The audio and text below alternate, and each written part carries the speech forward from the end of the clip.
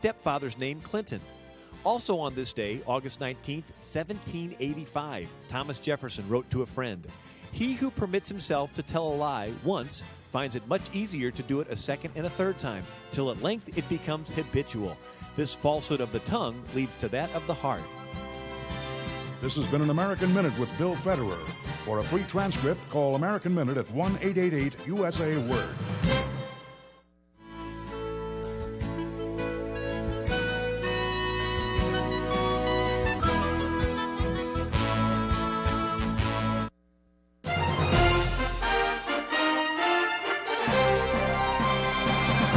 VCY America presents Crosstalk, a nationwide call-in program discussing issues that have an effect on our families, our communities, our churches, our nation, and our world. Crosstalk, an opportunity for you to voice your concerns for biblical principles. And now live by satellite and around the world on the internet at vcyamerica.org. Here is today's Crosstalk. Friends, as always, we thank you for joining us here on Crosstalk. In for Jim Schneider today, I am Dalton Windsor, joined by a very impressive panel here, if you will. Today I'll give some introductions here in the moments ahead. But if you are like me and you've checked the calendar at any time as of late, maybe even like today, and you see that here we are, August the 19th of 2024, you find it's kind of hard to believe that we're this far into 2024. And on the calendar, beginning here at the 19th, is certainly a big goings-on, as many would say, in Chicago, Illinois, which is, of course, the host city of the 2024 Democratic National Convention, who, according to their website, reporting delegates from all 50 states and U.S. territories that have all convened upon Chicago. And, of course, according to their site, all rallying around Kamala Harris and Tim Walz, the Democratic nominees for President and Vice President of the United States. The 2024 Democratic Convention in Chicago will show America what Democrats stand for and tell the story of their proven track record of delivering progress for all Americans. But according to the website, it says the story is far from over. At the convention, Democrats will come together to build on progress, lay out what's at stake in this election, and unite around their shared values of democracy and freedom to create a future for all Americans. Again, that's according to their website, demconvention.com. A couple of gentlemen we've already aforementioned that will come in and give us a further insight into all that is going on. We're joined by Brother Randy Melchert and also Dr. and Pastor Richard Schmidt, and we'll give each one their respective introductions here. Randy, a school administrator, a researcher, a consultant, and actually a member of the VCY America Board of Directors, not to mention, most importantly, a husband and father of 3 now, Brother Randy? 4. 4! Talk about time going fast. It does. And then, as a brother in Christ, we also include you there. And then Pastor Schmidt, a former sheriff of Milwaukee County, over 32 years of law enforcement experience, and yes, now pastor and Bible prophecy teacher, and yes, also a husband and father, and yes, our brother in Christ. So we welcome both of you to our studio today. Well, thanks for having me. It's a pleasure to be here once again. You know, we give that introduction here just straight really from their website, the platform, mentioning all that's going on with this DNC. And Randy, you have come in here to shed a little light on maybe some of the history of not only, just like what the Democrats' convention is, but these conventions on the whole. Yeah, so, a lot of time we get stuck in the day-to-day of different policies, and, we're so caught up in the headlines, but just taking a step back to realize this is an epic event, just in the idea that people are able to pick their leaders. Mm-hmm. This is something that the Roman Empire did not happen. You did not have groups of Romans gathering for their political parties to nominate candidates for Caesar. And so as we get started, before we get into some of the issues of today, let's go back to some of the old days. Now, today we have these conventions that are formalities, made for TV experiences. In fact, they are so made for TV that the big issue with scheduling is figuring out when the Olympics are, because the Olympics fall in the presidential years, and they have to schedule the political conventions around the Olympics. Sometimes even the NFL has to schedule around the political conventions. Now, there's really no drama about what happens at these events. You know, we thought there might be, and as a history political nerd, I was really hoping for it, a brokered convention at the DNC this week. Now, technically, a brokered convention means that after the first round of balloting, nobody wins. But even just a little uncertainty makes the convention interesting. Now, the DNC that starts tonight will not actually nominate a candidate.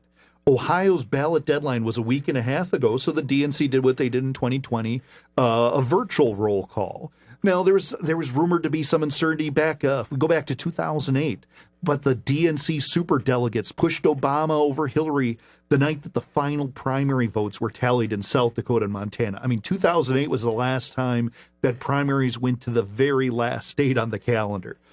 If we're going to go for the last real contested convention, you're going to have to go back to 1980. Ted Kennedy was challenging the incumbent Jimmy Carter. In 76 at the RNC, Ronald Reagan tried to upset Gerald Ford. But to get to an actual last brokered convention, 1952 was the last convention that the first ballot didn't settle it. They had to go to a second ballot. And 1952, coincidentally, was the last time both the Republicans and the Democrats held their convention in the same city. Any guesses what city that was, Brother Dalton? Milwaukee? Not Milwaukee. Oh, okay. But Chicago, where the DNC will be tonight. All right. Same city that's going to be at tonight. Back in 1924 was the longest convention in American history. The Democrat National Convention took 103 ballots over 16 days to select a nominee. The convention went so long that it was actually discussed that was actually one of the goals, that some of the strategists in the smoke-filled rooms were trying to extend it. They wanted to extend it until the delegates couldn't afford their New York City hotel rooms, and so they'd have to go back. But that convention selected as vice president the brother of the person we'll discuss next. Now, the 1896 Democrat Convention, all right, we're going back 2 centuries now, 1896. A little before our time. Little before our time, you know. I was just talking to Les Ola the other day, and he was saying that he's so old he was a busboy at the Last Supper. But the 1896 Democrat Convention was held in Chicago. Now, Chicago's hosted more conventions than any other city by far, and this convention hosted the most famous speech in American history. Now, there's no consensus about who's going to win the 1896 Democrat Convention. In fact, the most likely candidate running up to the elections, his name was literally Bland. Oh, okay. Bland was the name of the... I mean, you think about trying to run an exciting campaign when your candidate's name is Bland. But the one who would win wasn't even mentioned. In the Chicago Tribune, like it does now, runs a preview of the convention, talks about it. But the real issue coming into the convention wasn't even so much the presidential race, but monetary policy. You know how far back 1896 was? America was still on the gold standard. Today, we're hoping we could be on some kind of a standard. But the problem was the rural vote wanted on the gold and silver standard to make it easier for farmers to pay off their loans to Eastern bankers. Well, the first day saw a platform and resolutions debate, speakers on both sides of the issue. I've been to state political conventions, and there sometimes they just rush the resolutions. Well, let's just get it over with. Let's get, we want to get to our party tonight. But, and at the RNC, they kind of rush some of the resolutions and platforms. You don't see these big floor debates as to what the Federal Reserve interest rate should be as we see it today. But as a nerd, these debates can be interesting. Wisconsin, Senator Vilas at the time, namesake of Vilas County, those of you who are up in Eagle River, he spoke for gold only. It was called the solid money position, no silver. But the person we're going to talk about was able to make the most famous speech in American history, and it was also one of the most improbable speeches. Because according to Karl Rove, he wrote a fascinating book on the election of 1896, 7 accidents had to occur. A credentials fight, another issue that occurs at conventions, whether or not the persons are properly nominated, whether or not, especially if you're running a candidate, you want to seat people that support your candidate, not the others. And there was a credentials fight. Over Nebraska kept our man from being selected temporary chairman. Potential rivalries kept him from being the permanent chairman. Thus, he was able to manage the fight at the platform for the silver movement. Another speaker demanded the opening slot, so our guy got the closing slot. And if you're going to hit a grand slam at a political debate, you want that last closing speech. You don't want anybody following you. Well, the final accident was a speaker on the other side of the issue was afraid he didn't have enough time. So our guy goes up to him and says, hey, I got an idea. How about we both take an extra 10 minutes? So that way, our speaker was able to have 30 minutes for what would be the most impressive speech. Karl Rove said, if any of the 7 breaks had played out another way, it is unlikely that our guy would have stepped on the stage to move a party with a 30-minute speech that no one who heard it would ever forget. William Jennings Bryan is the person. He would give a speech. You really have to look it up. It would be known by its closing phrase. You shall not press down upon the brow of labor a crown of thorns. You shall not crucify mankind upon a cross of gold. Full of biblical allusions. Incredible speech that was given. Karl Rove said that the Colosseum was quiet when he finished for a moment. And then it exploded. Men and women jumped on their chairs screaming, arms and fists striking at the air, hats sailed skyward or waved along with handkerchiefs, flags, canes, fans, umbrellas, newspapers, coats, anything that could be grabbed and flourished. Someone wrote, I had never dreamed that a mortal man could so grip and fill with enthusiasm thousands of men. They said the floors and galleries were a mass of frenzied throngs of shouters beside themselves. And so this is back in the day, before you had television, before you had all these made-for-TV events, the power of just a speech, a 30-minute speech. William Jennings Bryan, he was concerned about the power of big banks, big business, the neglect of the farmer. He would be nominated for the Democrat candidate for president in 1896, 1900, and 1908, 3 times nominated to be president of the United States by the Democrat Party. Not only that, but surprisingly, when we look at candidates today, he would go on to lead the Prohibition movement. At this time, I mean, the evils of alcohol abuse and battered women in houses, that William Jennings Bryan would lead the Prohibition movement that would ultimately outlaw the sale of alcohol in America, and then would finish his life in Dayton, Tennessee, as he attacked evolution as the main arguer for the prosecution in the Scopes trial on creation. So this was somebody who wasn't just in it for politics. He later on in his life would write a book or a speech that he would give often called The Prince of Peace. He says, I'm interested in the science of government, but I'm more interested in religion than in government. And he talks about that, that government affects but a part of the life in which we live, while religion touches the infinite circle of existence, as well as a small area of that circle which we spend on earth. William Jennings Bryan would go on to be a passionate Christian activist, 3-time nominee. And so that's what's kind of neat. When we see some of these political conventions, they're exciting no matter what happens. And though tonight's convention in Chicago is probably not going to be as exciting as it was back in 1896, just realizing the history and just sampling from some of the different history of the events that have happened, some of the people that broke out. What's interesting to see at the Democrat convention, it was at this convention where a previously unknown state senator named Barack Obama ended up with a primetime speech and went from state senator to president of the United States in about 2 years. Yes. So it's fascinating just from a historic perspective to see what events will shape American history. So that's why, no matter what happens, it's always neat to see these political conventions. The voice of Randy Melchert there, giving us a little bit of a background, some of the history on conventions over the past century or more. You said 1896 was kind of where you were focusing on some of that. And by the way, Randy, I did add to your introduction now a self-professed political nerd. you did say that about yourself. I did. I went ahead and added that here to the list. But again, Randy Melchert and Pastor Richard Schmidt here with us today, and we thank you for joining in as we're already nearly here up to a break. But we do want to dive in and bring things back to today, 2024. Neat to have a little background and understanding of these conventions. And it is, as you heard from Randy, it is so much more than just those who will be the special speaker or the city that's hosting the event and all of the hoopla that goes on with the conventions. But there is a reason for all that is being set up there. And well, I think you listening, I think we're about to learn something. So stay with us here as we will continue looking at the DNC convening upon Chicago, Illinois this week. We'll talk about more about it here when Crosstalk continues.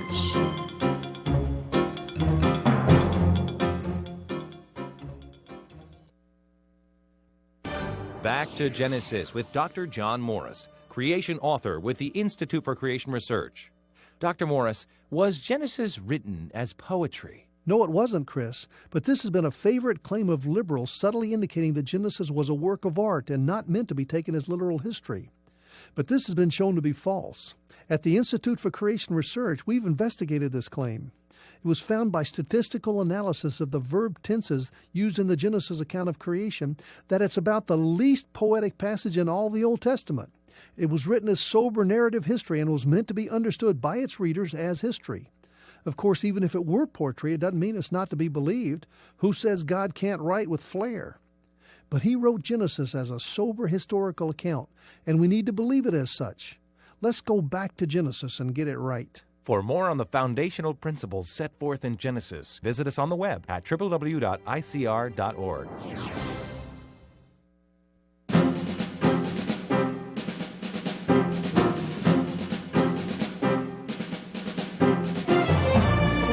This is Crosstalk on the VCY America radio network.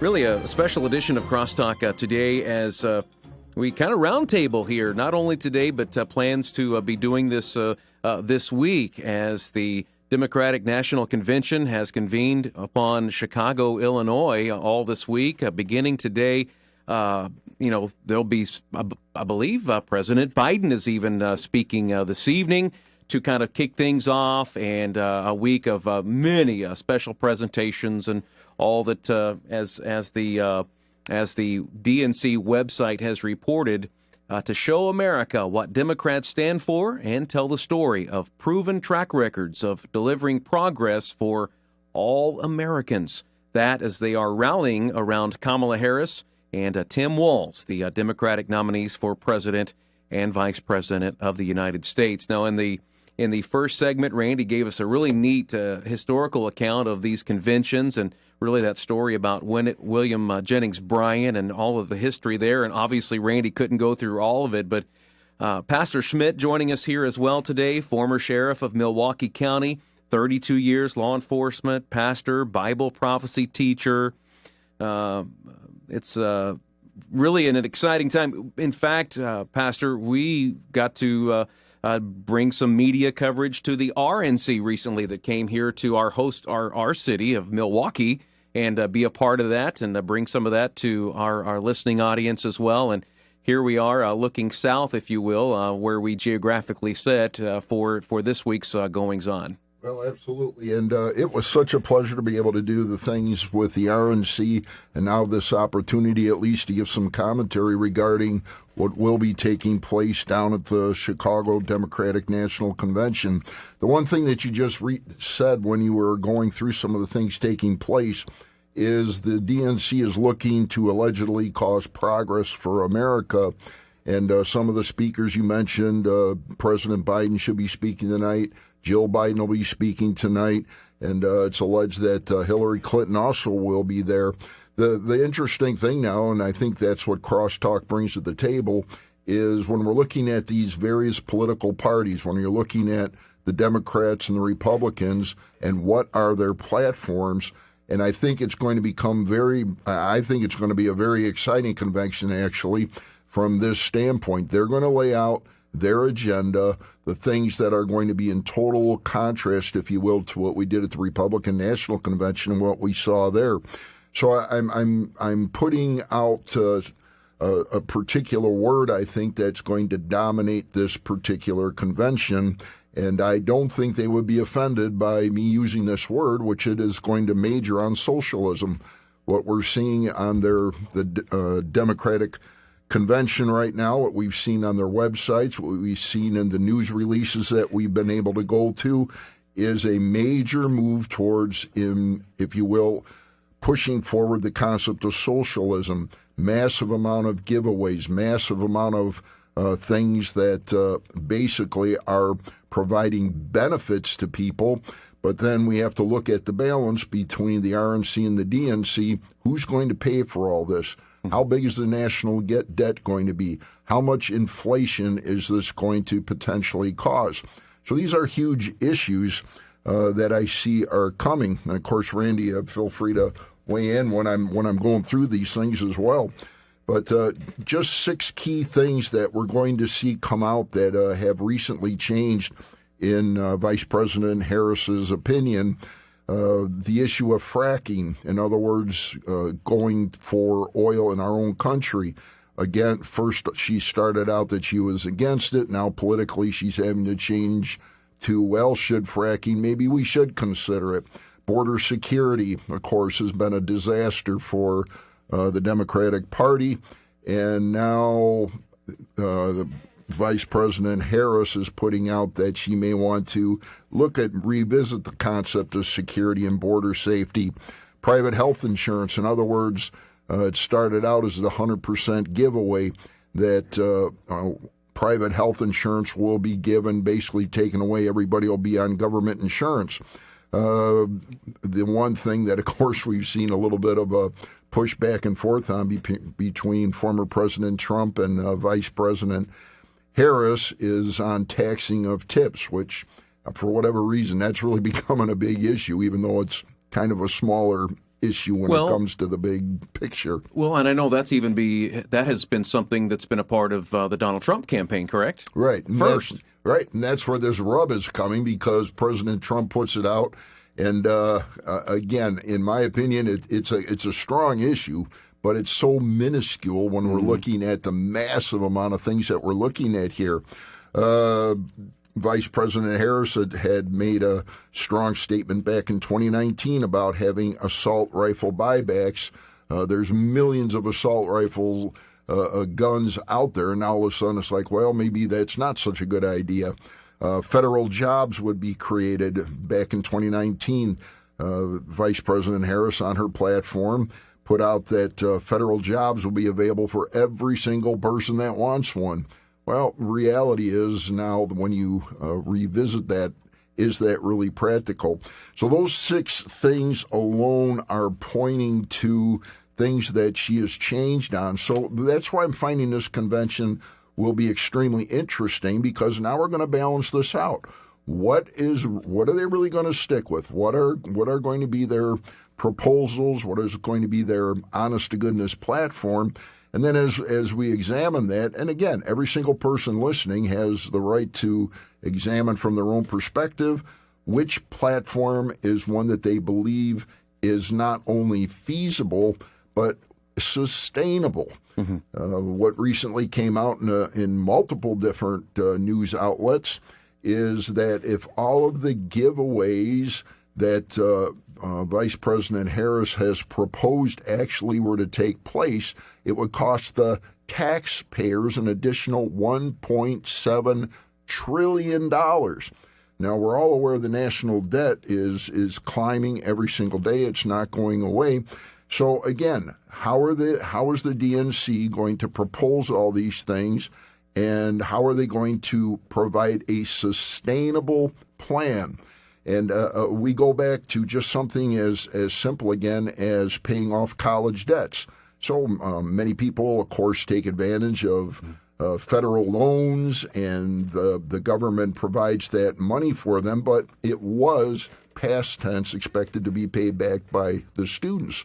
Well, what's taking place today? We're seeing these millions and millions and millions of dollars of national or of federal debt being forgiven for these college students. And the college students, it's great for them. It's wonderful. But the problem is, who's paying those billions and millions of dollars in payback? Well, the folks listening that went to work, that paid their taxes. At work right now in many cases. Absolutely. Yeah. And what's happening to that? Well, somebody's got to pay the bill, and either you print more money or you raise taxes in order to pay these things. So these are, I think, some of the huge issues that are facing. There's, quite frankly, quite a few more. Pastor Richard Schmidt and also Randy Melcher joining us here on Crosstalk. And Pastor, you give those points that really all scream that word socialism. But Randy, that word actually, apparently, according to some of the younger demographics, it looks pretty good, especially if they can get their college debts removed. Yes, and in fact, that's we've been tracking it from some of our friends who are already on the ground in Chicago, some of the protests and rallies, trying to see that they are making their views heard for this. Some of the other issues, too, that'll be on the ground right now we're also hearing is there's protest to free Gaza. I'm seeing from some of our friends many Palestinian flags being raised, signs posting up, end to aid to Israel. And that is going to be one of the interesting factors, Pastor Schmidt, of just what's going on with the position of the U.S. on Israel and Gaza. Well, it's an absolutely huge issue, and we're seeing a dichotomy again in the different parties. President Trump, former President Trump, has been very pro-Israel. His administration was very pro-Israel. We look at the current Biden administration, which, of course, Vice President Harris is part of, and you see this constant political back and forth. Well, today we're going to support Israel because we're trying to appease the fundamental Christian and Jewish population. Tomorrow they have to appease the pro-Palestinian delegation. And it really is, to me, it's almost shocking that the Democrats are being protested by pro-Palestinian people. To me, it's an amazing change of events whereby the Democrats are actually facing a negative press, if you will. So these are all extremely interesting issues that are coming by. One other thing that, Randy, you had brought up earlier was this regard, and it's a very sensitive subject for maybe crosstalk, but that Planned Parenthood is on scene at the convention and is going to be providing free abortion pills to ladies that are going to be on site, as well as another interesting thing, which this is the first I think that I've heard, that free vasectomies are going to be issued for men. This all goes back to, and again, from a biblical perspective, why are these taking place? Why is Planned Parenthood pushing this agenda so hard? Well, I'm going to throw out what I think is an interesting issue. When you look at the World Health Organization and the World Economic Forum, which are very liberal, very globalist things, what is one major thing they want to do? Get rid of people. So it's basically, it's almost weird when you think about it, but it's a form of eugenics. It's a form of, can we reduce the world's population and at the same time promote their socialist agenda? I find that incredibly interesting. And what's really interesting is here in Milwaukee, we just saw reports coming out that the birth rates in the city is plummeting so much so that they're warning that the public schools will have to close as many as a third of their buildings because the birth rate is plummeting. Just in 6 years, seeing a 20% decline in 6 years. What's fascinating with some of these demographics that they can look at the birth rate and project 6 years from now what the entering kindergarten population will be. And then the problem is, it's not just that we're seeing our school system affected. The big question we have as a nation is, how are we going to pay for Social Security when we have fewer and fewer workers and more retirees? It's a huge issue. And again, looking at the two different agendas, the one word that, from my perspective, is the most important word is sustainability. Is America going to be able to keep going at this massive spending rate? Is a government spending and the massive amount of things taking place going to be sustainable? And again, here's what we have to look at. Those individuals that are paying taxes, that are going to work, how much more of your money are you willing to give up based on who you put into office? Of course, those that, and with all due respect, that don't have the resources that some folks at work, maybe they're disabled, maybe they have other issues. And of course, I'm all for helping those that are seriously in need. But when you look at the totality of the picture, when is government going to be put under control? When is massive out-of-control spending going to be put under control? And look at the issues from sustainability.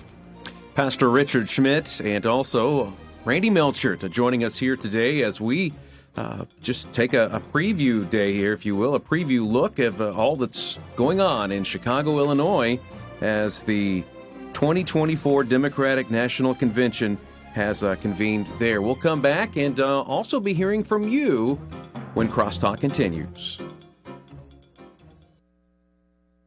Our society is being influenced by the entertainment media, and we don't even realize it.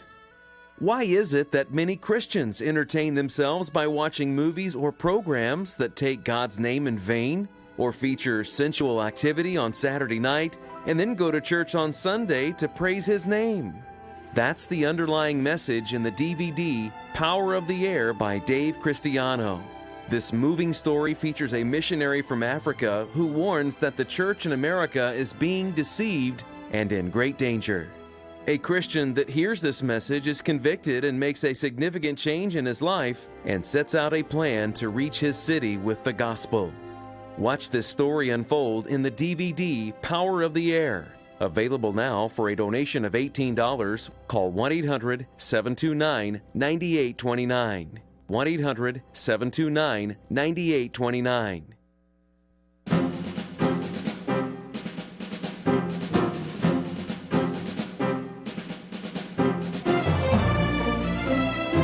Democratic National Convention 2024 convening in Chicago, Illinois this week.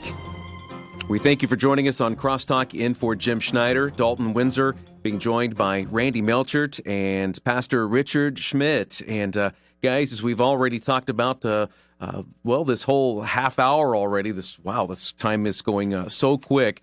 There is really a lot to be paying attention to, so much importance historically to these conventions, and really it's just, Randy, it's a necessary part of the process. And it's something that we need to take not for granted. Yes. I mean, throughout the course of human history, that we talked about this at the RNC, that these delegates aren't, some of these are these super delegates, I think about 13%, but the majority of them are elected by people meeting at county conventions, that you can go to your county group with a group of your neighbors and elect people who will nominate the next president of the United States. So this is something that we have to be grateful for as a nation. Pastor,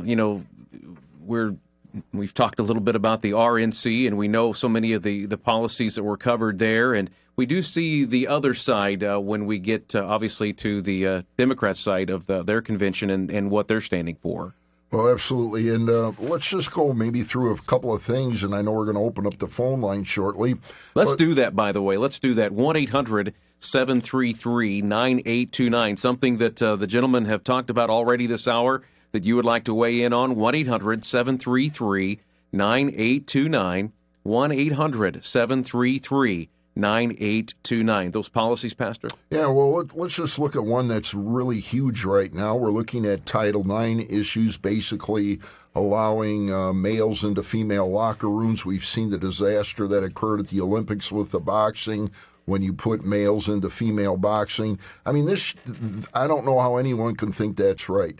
I understand the LGBTQI plus community is supporting this type of thing, but when you get right down to it, is it proper for individuals that have a bigger muscular build to be involved in women's sports? Is it appropriate for somebody that can't figure out if they're a male or a female, even though their anatomy tells them what they are?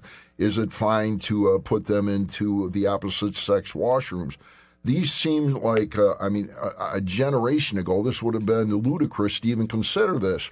How about the major issue right now that's taking place in our government that should infuriate the conservative community, and definitely the liberal community should be considering about the transgender surgeries that are taking place, the puberty blockers that are being given out, the hormone suppression that's being given out.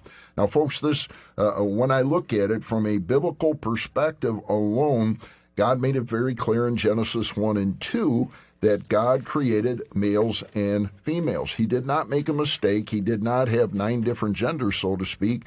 But this is a huge issue, and it's a major issue on the Democratic National Convention platform. So these are things that when you look at the two different sides, do you want your public schools promoting transgender surgeries and things along those lines, or should it be a much more balanced and conservative approach?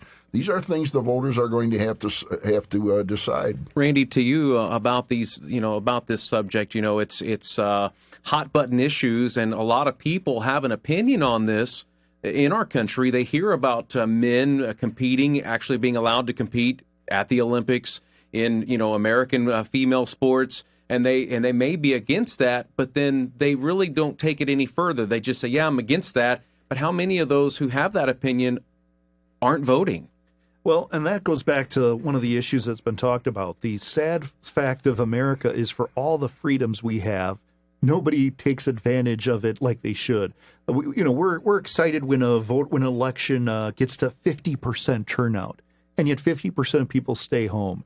In fact, I've seen stats. I mean, one of the most amazing stats is even with absentee ballots, that I think I heard that in Pennsylvania, over 100,000 absentee ballots that people requested, they never even returned in. This is an opportunity where, as we've heard from our forefathers, the only thing necessary for evil to prosper is for good men to do nothing. This is a time for people to get involved, to share their views, to speak up, to be involved. And especially, what's neat is you can be involved even at a county level and become elected to be a delegate. We had the opportunity at the RNC convention to interview some of the people who are delegates, people who realized that they wanted to get involved in the process and make their voice heard.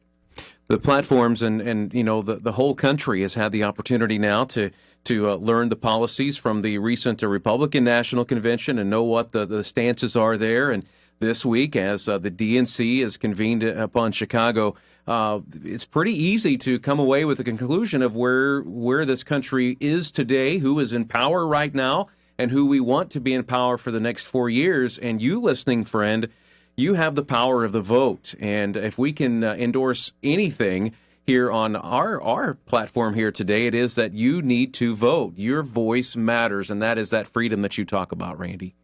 In Wisconsin, we have spring elections, the quote nonpartisan elections. One of the election, the primary for village president of my town, in some parts of the village, the voter turnout was 1%. Yeah. I mean, when we look at that process there, that when you get involved in the process, you're voting for those who don't vote. In a primary, the people say, oh, well, I just worry about the general election. You end up representing scores of Americans who do not exercise their vote. The phones are open. We want to hear from you. 1-800-733-9829. 1-800-733-9829. This looks like it may be a question for Pastor Schmidt. Marilyn is in New Jersey. We thank you for calling Crosstalk, Marilyn. Yes, hi. With all of the evil that the Democrats promote, that a lot of it which you talked about on this show right now, makes me wonder, is it true in these end days that possibly the United States is Mystery Babylon? And even if she isn't, is it possible that we're going to get some war on this country, in this country before the 7-year tribulation starts? Well, thanks, Marilyn. It's a great question. If we go to 2 Timothy chapter 3, verse 1, it tells us that know this in the last days, and I believe this contextually is speaking about the church age, perilous, dangerous times will come. We are seeing that in a living color right now. Now, I take Revelation 17 when we're talking about Babylon at a minimum as, from a literal standpoint, could actually be speaking literally about Babylon. Now, I know there's others that want to, scholars that say, well, no, we believe Mystery Babylon is going to be the Rome, specifically the church that works out of Rome. And those are the two major opinions. I don't see the United States of America as being in the prophetic scenario here, even though we're playing into things that certainly are going to promote, if you will, an anti-God, anti-biblical worldview agenda. All right. Okay, I get that, but do you think that the United States is going to get some hits from China and the people that have been let into this country by the Democrats? Well, all the illegals, and I think a lot of them are military-age men, and I'm afraid that there might be some kind of a war going to break out in this country. Yes, the simple answer to that is there are somewhere between 10 and 18 million individuals that have come across the borders, north and south, into our country. As you well pointed out, there's many of them that are known to be terrorists. There's many of them that are fighting age, and I am extremely concerned, as is the FBI, regarding the extreme probability of a terrorist attack from within our country. Marilyn, we thank you for the call. We have one open line, 1-800-733-9829, 1-800-733-9829. Lat is calling from Racine. Hello, Lat. Yeah, hi, guys. I got a question about the votes. I know a lot of people that are conservative Christians that aren't voting. They're sitting out this time in 2024 because they believe that the election was rigged, which we know. We have the proof that Joe Biden stole the election. And they said they won't vote. A lot of people, I don't know if the media talks about this, but when they voted for Trump in 2020, a lot of those votes got changed through the internet and went to Joe Biden. So a lot of people I know aren't going to vote because they don't, even if they vote for Trump, they don't want that vote changed to Joe Biden. So they figure it's rigged. They're going to sit back and see what happens. And I'd like to hear your comments on that. Bye-bye. Well, thanks, Len. Great question. But even if you accept that premise, is that ever the answer to anything? If you're we just saw the Olympics a few weeks ago, and even though we realize, hey, there's maybe the judges aren't on your side, maybe the judges are going to skew things the other way. The answer is never just to sit out of the process. I mean, watching the Olympics, you'd see some of these different competitions, and the judges, we'd even see rumors of scandals at the Olympics with judging. The answer is never to say, well, it's not a fair process, we're just going to skip out. No, the answer throughout the history of America was the Revolutionary War a fair battle. If you could bring up instances like this. This is an argument for laziness that is never endorsed in the Bible or in American history, no matter what the odds are. We are called to do what is right, even if things are not fair. Because, well, God is watching. For the Christian, we know that we are accountable unto Him, and that's why we want to do the right thing even when no one's looking. Whatsoever you do, whether in word or deed, do all to the glory of God. And then, Lat brought up the question about, the truthfulness of the elections, and there's always a percentage of fraud, they've always said, in every election, right? But never enough to... But then this is where volunteer to get involved. Don't just say, well, I'm going to sit it out. Get involved. Yeah. Run for county clerk. Go talk to your county clerk. A lot of them will be glad to show you, hey, we have a lot of great county clerks that are actively working to do what's right here. So please, don't use these excuses to just sit it out. Lat, we thank you for the call. Daryl is in Phoenix. We'll try to get to you here before the break. Thanks for calling, Daryl. Good to be talking with you guys. Hi, I was just going to comment on the lady about this being the Babylon. I just know that in Revelations chapter 8 that I started seeking it out, and that after the rapture of the church, that America is in Revelations chapter 8, where the third of the planet gets destroyed, and then the New World Order will come to place, and the old Roman Empire that gets resurrected over in Europe, and wherever the old Roman Empire was, shortly after Russia comes down and attacks Israel. But first, because they have to go too as well. Russia would have to go in order for it to fall into place with Scripture. So in America here, my best thing is to get right with Jesus Christ, everyone, because after the rapture, there's no hope. Well, Daryl, you bring out several interesting things. Some of the exegesis I would probably take a little exception to. Ezekiel 38 and 39, of course, brings in the coalition of anti-Israeli nations that will be involved, including Russia, which you mentioned. You look at the kings of the East in Revelation chapter 16 regarding the kings of the East taking part in the Battle of Armageddon. As far as the rapture taking place, of course, that those that hold to the pre-trib position will happen at Revelation chapter 4, verse 1. America, I don't believe, has any part in Revelation chapter 8. I'm not sure who that came from or that opinion came from. It's interesting, but I would respectfully disagree with it. But you rightly stated, after the rapture of the church, there is going to be the 7-year horrible tribulation. And right now, the stage is being set for that tribulation period to come, and we may be seeing part of that this very week.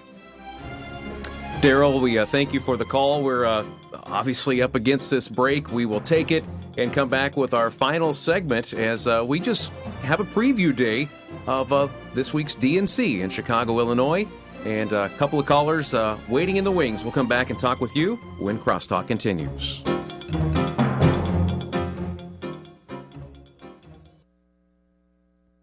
For the Worldview Report, I'm Brandon House. Our website's worldviewtube.com. It is all over social media this week. So-called conservative commentator Candace Owens is spewing what can only be described as vile and disgusting anti-Semitic conspiracy theories. And sadly, as you go through the threads of people commenting, many of them are agreeing, and yet they claim to be all about conservative traditional values, or MAGA. My friends, I'm here to warn you. Anti-Semitism is not only infiltrating the MAGA crowd, it's infiltrating many of our so-called evangelical churches and institutions. The Bible said this would happen. Now listen, much of what she is saying, Candace, is out of context. We did a show recently where we put many of these quotes from the Talmud back in context. Be very careful, folks. The Bible has a lot to say about the sin of anti-Semitism. I'm Brandon House. This is Crosstalk on the VCY America radio network. And this is our shortest of the segments for this hour. Randy, you wanted to comment going back a little bit on what was said earlier regarding the socialism that is really, you say, are being presented this week. Well, as we were discussing this, we have all these policies, we have billions of dollars, trillions that it's moving around. One of the things people say, though, is that, well, this is a good thing. This is a biblical value. And a lot of times people point to Acts 4:34 and say, well, the apostles practiced socialism. What's fascinating is what somebody pointed out to me that they had been pointing on their study.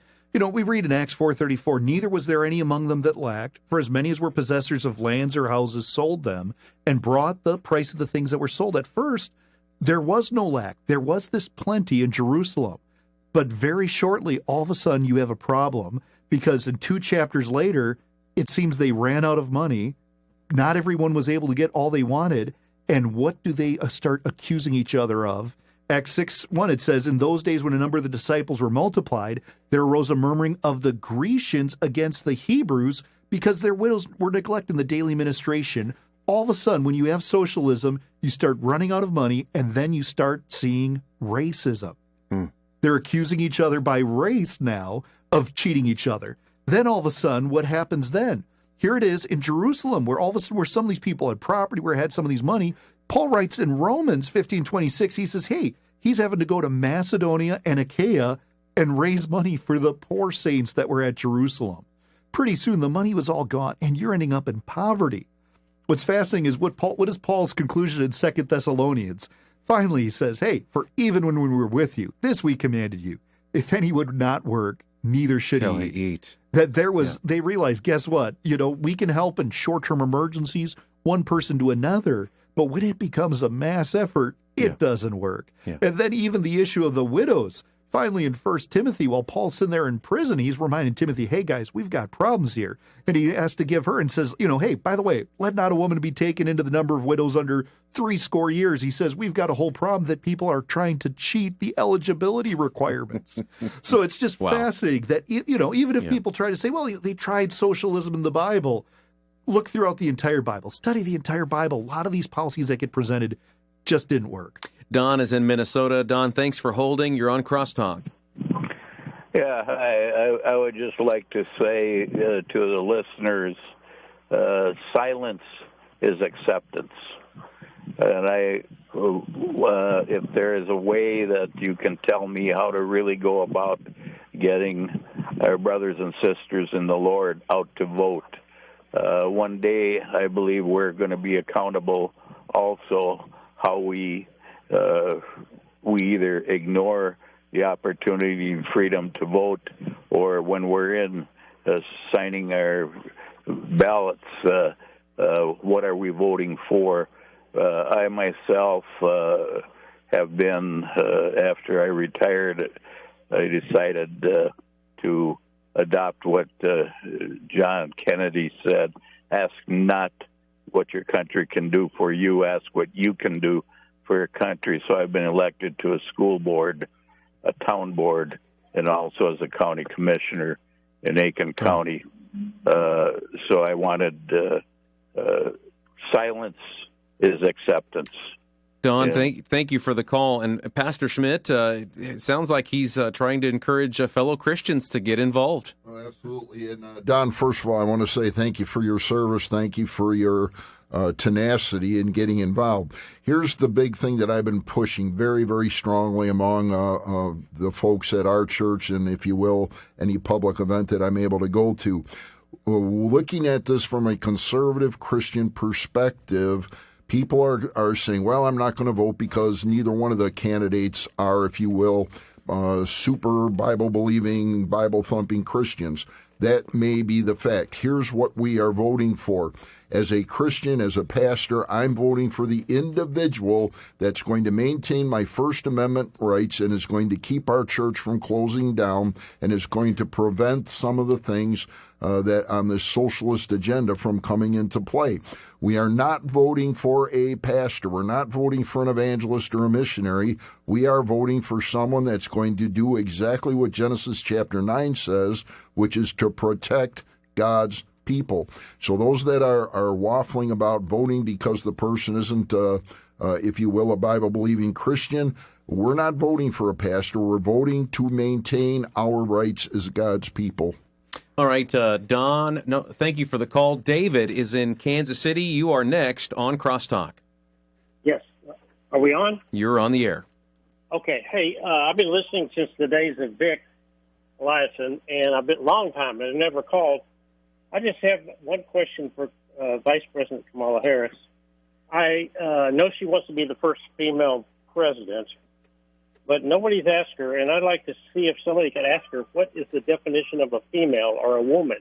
Because they had a lot of trouble answering that about a year ago when people kept asking that. What do you think? Randy, any comments there? Well, I think that was brought up at the U.S. House. Was that in the confirmation hearings for Catania, for the Supreme Court, where they asked Ketanji her? Brown, yes. And, and I think, what was her answer? That I'm not a biologist? Yeah, she had no good answer. And I think that's a good question to ask Kamala, because I don't think she can answer it. If she can define what a woman is. Right. Okay, well, thank you very much. And, that gets a lot of the ink as far as this would be historic. She would be the first, elected woman to the presidency of the United States. And that does have a lot of attractive things, glitz, if you will, and let's be a part of this, whatever the case. And that sounds good then until, like the caller, like David has implied, that, but then, Pastor, can they really even tell us what a woman is in 2024? Well, obviously, we know what a woman is. We know what a man is. Sure. The society can play games with us all they want. They can try and change things for political agendas. But listen, when we get down to it, and I know we're about out of time here. Yeah, we sure are. The issue is God's word has not changed. It remains stable. It will never change. Amen. People can do whatever they want with gender assignment surgeries. A male is always going to be a male, female always a female. And again, we're talking about what is sustainable for our country. We can't lose our country, and we need God's people to get involved. We certainly do. Well, gentlemen, we thank you both for weighing in here today, and it'll be a busy week of news. And Crosstalk, of course, will be watching all of this and doing our best to bring that to you with these two brothers in Christ this week. So, Pastor Schmidt, Brother Randy Melchertz, thank you both for joining us, and thank you, listening friend, for coming along on Crosstalk.